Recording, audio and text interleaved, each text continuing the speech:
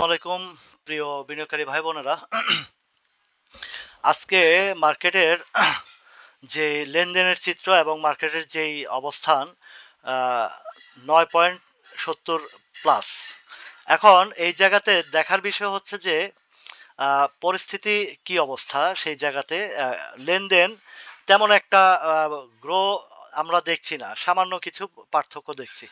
গতকালকে হয়েছিল 574 সম্ভবত, বা হ্যাঁ 574-এর মতো হয়েছিল, আজকে 599।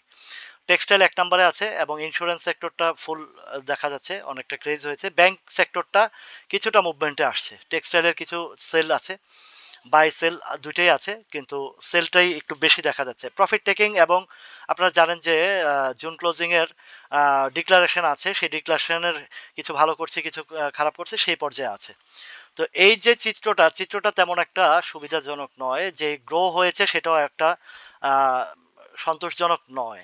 সতর্কতার সাথে যারা প্রফিট আছে প্রফিট টেকিং করবেন সেটাই কামনা করছি, এবং যারা নতুন করে এন্ট্রি দিয়েছেন অবশ্যই বটম সাইডটা যেটা আপনাদেরকে কন্টিনিউ শিখে আসছি সেই জায়গা থেকে আপনারা এন্ট্রি দিবেন। তো আজকে যে জায়গাটা ভলিউমের দিক থেকে টেক্সটাইল, ফার্মাসিউটিক্যাল এবং ব্যাংক, তিনটা সেক্টর যথারীতি আছে এবং থাকবে, এটাই থাকবে। তবে ব্যাংকের চেয়েও ব্যাংকেরটার ভরসা তেমন একটা করা যাচ্ছে না এখন পর্যন্ত, কারণ ব্যাংকের আরো কিছু সময় লাগতে পারে।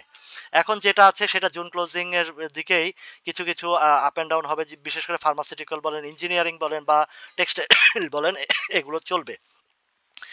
এইটা ধারাবাহিকভাবে আরো কিছু চলবে আগামী মাসে, এবং নভেম্বরের পর্যন্ত কিছু ডিভিডেন্ডের বিষয় আছে, সেই পর্যন্ত চলতে থাকবে। তো সতর্কতার সাথে ট্রেড করবেন, এটাই আমার কামনা।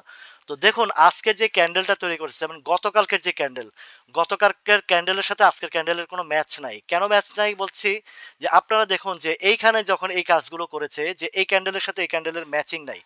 মানে যেই ধরনের ক্যান্ডেল আশা করি সেই ক্যান্ডেলটা এখনো পর্যন্ত দৃশ্যমান হচ্ছে না। এখানেও যেটা হয়েছিল সেটাও একই জিনিস, উপরে শ্যাডো বেশি, কিন্তু আজকের ক্যান্ডেলটা যদি এই ধরনের ক্যান্ডেল হতো, যেটাকে আমরা বলি যেটা ডোজি ক্যান্ডেল বা আহ, আরো অনেক নাম আছে, সেই ধরনের হলে হতো। এটা একদম খারাপ যে তা না, হয়তো এটা সাময়িক সাময়িকের জন্য বোঝা যাচ্ছে, এবং ভালো কোনো মানে সাপোর্টের বা এনগালফিং বা বাউন্স ব্যাকের কোনো ক্যান্ডেল এটা দৃশ্যমান না। সেই জায়গায় একটু আপনারা নজরে রাখবেন। তো যেহেতু এই ক্যান্ডেলটা সেরকম দৃশ্যমান না, সেহেতু বাই সেল করতে অবশ্যই আপনারা কেয়ারফুল থাকবেন। প্রফিট টেকিং এর ক্ষেত্রে আপনারা এটা মিস করবেন না, যেটা আমি আমার লাইভে সবসময় আপনাদেরকে সতর্ক করে আসছি এবং বুঝিয়ে আসছি।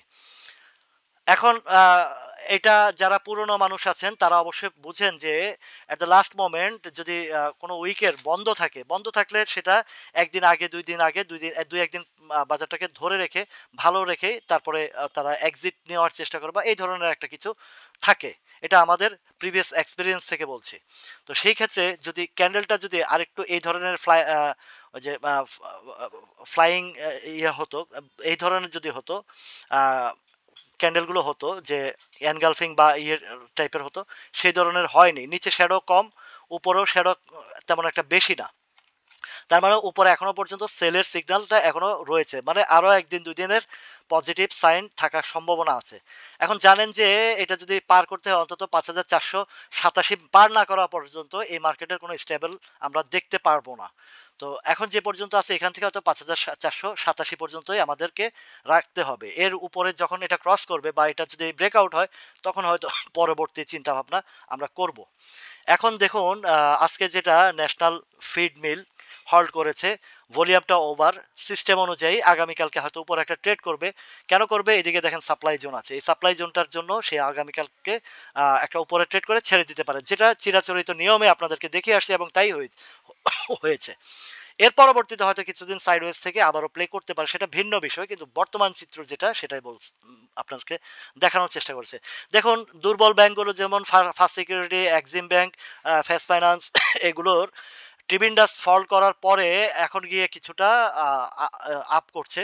তো এইটা আপনারা যারা আটকা আছেন তারা চেষ্টা করবেন ছুটার জন্য, বা আপনারা এসব শেয়ারে আমার যেটা এক্সপেরিয়েন্স আমার যেটা অনুভূতি সেই জায়গা থেকে বা অভিজ্ঞতা সেই জায়গা থেকে বলে এগুলোতে আপনারা নতুন করে এন্ট্রির চিন্তা না করাই উত্তম হবে।